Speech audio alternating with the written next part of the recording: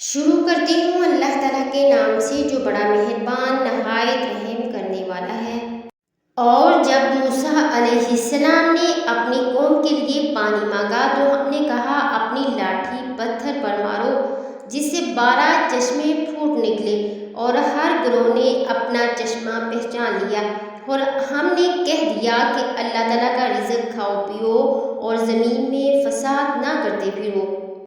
اور جب تم نے کہا اے موسیٰ علیہ السلام ہم سے ایک ہی قسم کے کھانے پر ہرگز صبر نہ ہو سکے گا، اس لیے اپنے رب سے دعا کیجئے کہ وہ ہمیں زمین کی پیداوار ساگ، ککڑی، گیہوں، مسور اور پیاز دے۔ آپ نے فرمایا بہتر چیز کے بدلے ادنیٰ چیز کیوں طلب کرتے ہو؟ اچھا شہر میں جاؤ، وہاں تمہاری چاہت کی یہ سب چیزیں ملیں گی۔ ان پر ذلت اور مسکینی ڈال دی گئی اور اللہ کا غضب لے کر وہ لوٹے، یہ اس لیے کہ وہ اللہ تعالیٰ کی آیتوں کے ساتھ کفر کرتے تھے اور نبیوں کو ناحق قتل کرتے تھے۔ یہ ان کی نافرمانیوں اور زیادتیوں کا نتیجہ ہے۔ حق بات تو یہ ہے کہ جو لوگ بھی خواہ وہ مسلمان ہوں یا یہودی یا نصرانی یا صوابی، اللہ اور آخرت کے دن پر ایمان لے آئیں گے اور نیک عمل کریں گے، وہ اپنے پروردگار کے پاس اپنے اجر کے مستحق ہوں گے، اور ان کو نہ کوئی خوف ہوگا اور نہ وہ کسی غم میں مبتلا ہوں گے۔ اور وہ وقت یاد کرو جب ہم نے تم سے تورات پر عمل کرنے کا عہد دیا تھا اور کوہ طور کو تمہارے اوپر اٹھا کھڑا کیا تھا کہ جو کتاب ہم نے تمہیں دی اس کو مضبوطی سے تھامو اور اس میں جو کچھ لکھا ہے اس کو یاد رکھو تاکہ تمہیں تقوی حاصل ہو۔ پھر باوجود اس کے تم پھر گئے اس کے بعد، پس اگر اللہ تعالیٰ کا تم پر فضل نہ ہوتا اور اس کی رحمت نہ ہوتی البتہ تم خسارے میں رہ جاتے۔ اور یقیناً تمہیں ان لوگوں کا علم بھی ہے جو تم میں سے ہفتہ کے بارے میں حد سے بڑھ گئے، اور ہم نے بھی کہہ دیا کہ تم ذلیل بندر بن جاؤ۔ اسے ہم نے اگلوں پچھلوں کے لیے عبرت کا سبب بنا دیا اور پرہیزگاروں کے لیے واعظ و نصیحت کا۔ اور حضرت موسیٰ علیہ السلام نے جب اپنی قوم سے کہا کہ اللہ تعالیٰ تمہیں ایک گائے ذبح کرنے کا حکم دیتا ہے تو انہوں نے کہا ہم سے مذاق کیوں کرتے ہو؟ آپ نے جواب دیا ایسا جاہل ہونے سے اللہ تعالیٰ کی پناہ پکڑتا ہوں۔ انہوں نے کہا اے موسیٰ علیہ السلام دعا کیجئے کہ اللہ تعالیٰ ہمارے لیے اس کی ماہیت بیان کر دے۔ آپ نے فرمایا سنو وہ گائے نہ تو بالکل بڑھیا ہو نہ بچہ بلکہ درمیانی عمر کی نوجوان ہو، اب جو تمہیں حکم دیا گیا ہے بجا لاؤ۔ وہ پھر کہنے لگے کہ دعا کیجئے کہ اللہ تعالیٰ بیان کرے کہ اس کا رنگ کیا ہے۔ فرمایا وہ کہتا ہے کہ وہ گائے زرد رنگ کی ہو، چمکیلا اور دیکھنے والوں کو بھلا لگنے والا اس کا رنگ ہے۔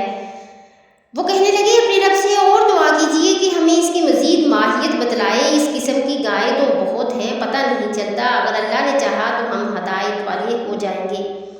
آپ نے فرمایا کہ اللہ کا فرمان ہے کہ وہ گائے کام کرنے والی زمین میں ہل جوتنے والی اور کھیتوں کو پانی پلانے والی نہیں ہو، وہ تندرست اور بے داغ ہو۔ انہوں نے کہا اب آپ نے حق واضح کر دیا، گو وہ حکم برداری کے قریب نہ تھے لیکن اسے مانا اور وہ گائے ذبح کر دی۔ جب تم نے ایک شخص کو قتل کر ڈالا پھر اس میں اختلاف کرنے لگے اور تمہاری پوشیدگی کو اللہ تعالیٰ ظاہر کرنے والا تھا، ہم نے کہا اس گائے کا ایک ٹکڑا مقتول کے جسم پر لگا دو، وہ جی اٹھے گا۔ اسی طرح اللہ مردوں کو زندہ کر کے تمہیں تمہاری عقل مندی کے لیے اپنی نشانیاں دکھاتا ہے۔ پھر اس کے بعد تمہارے دل پتھر جیسے بلکہ اس سے بھی زیادہ سخت ہو گئے، بعض پتھروں سے تو نہریں بہہ نکلتی ہیں اور بعض پتھر پھٹ جاتے ہیں، ان سے پانی نکل آتا ہے، اور بعض اللہ تعالیٰ کے ڈر سے گر گر پڑتے ہیں، اور تم اللہ تعالیٰ کو اپنے اعمال سے غافل نہ جانو۔ مسلمانوں کیا تمہاری خواہش ہے کہ یہ لوگ ایماندار بن جائیں؟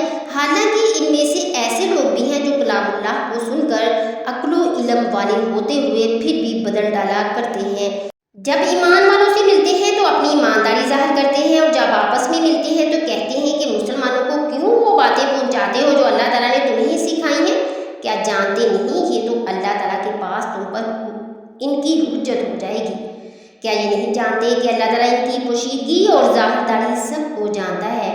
ان میں سے بعض ان پڑھ ایسے بھی ہیں جو کتاب کے صرف ظاہری الفاظ کو ہی جانتے ہیں، صرف گمان اور اٹکل ہی پر ہیں۔ لہٰذا تباہی ہے ان لوگوں کی جو اپنے ہاتھوں سے کتاب لکھتے ہیں پھر لوگوں سے کہتے ہیں کہ یہ اللہ کی طرف سے ہے تاکہ اس کے ذریعے تھوڑی سی آمدنی کما لیں۔ پس تباہی ہے ان لوگوں پر ان تحریر کی وجہ سے بھی جو ان کے ہاتھوں نے لکھی، اور تباہی ہے ان پر اس آمدنی کی وجہ سے بھی جو وہ کماتے ہیں۔ اور یہودیوں نے کہا کہ ہمیں گنتی کے چند دنوں کے علاوہ آگ ہرگز نہیں چھوئے گی۔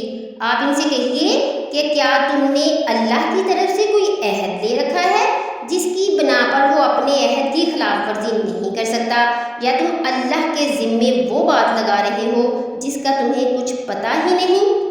یقیناً جس نے بھی برے کام کیے اور اس کی نافرمانیوں نے اسے گھیر لیا وہ ہمیشہ کے لیے جہنمی ہے، اور جو لوگ ایمان لائیں اور نیک کام کریں وہ جنتی ہیں جو جنت میں ہمیشہ رہیں گے۔ اور جب ہم نے بنی اسرائیل سے وعدہ لیا کہ تم اللہ کے سوا دوسرے کی عبادت نہ کرنا اور ماں باپ کے ساتھ اچھا سلوک کرنا، اسی طرح قرابت داروں، یتیموں اور مسکینوں کے ساتھ اور لوگوں کو اچھی باتیں کہنا، نمازیں قائم رکھنا اور زکوٰۃ دیتے رہا کرنا، لیکن تھوڑے سے لوگوں کے علاوہ تم سب پھر گئے اور منہ موڑ لیا۔ اور جب ہم نے تم سے وعدہ لیا کہ آپس میں خون نہ بہانا اور آپس والوں کو جلا وطن مت کرنا، تم نے اقرار کیا اور تم اس کے شاہد بنے، لیکن پھر بھی تم نے آپس میں قتل کیا اور آپس کے ایک فرقے کو جلا وطن بھی کیا اور گناہ اور زیادتی کے کاموں میں ان کے خلاف دوسرے کی طرفداری کی۔ ہاں، جب وہ قیدی ہو کر تمہارے پاس آئے تو تم نے ان کے فدیے دیے، لیکن ان کا نکالنا جو تم پر حرام تھا ان کا کچھ خیال نہ کیا۔ کیا بعض احکام پر ایمان رکھتے ہو اور بعض کے ساتھ کفر کرتے ہو؟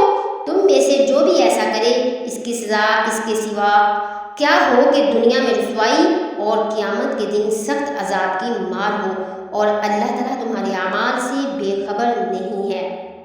یہ وہ لوگ ہیں جنہوں نے دنیا کی زندگی کو آخرت کے بدلے خرید لیا ہے، ان کے نہ تو عذاب ہلکے ہوں گے اور نہ ہی ان کو مدد دی جائے گی۔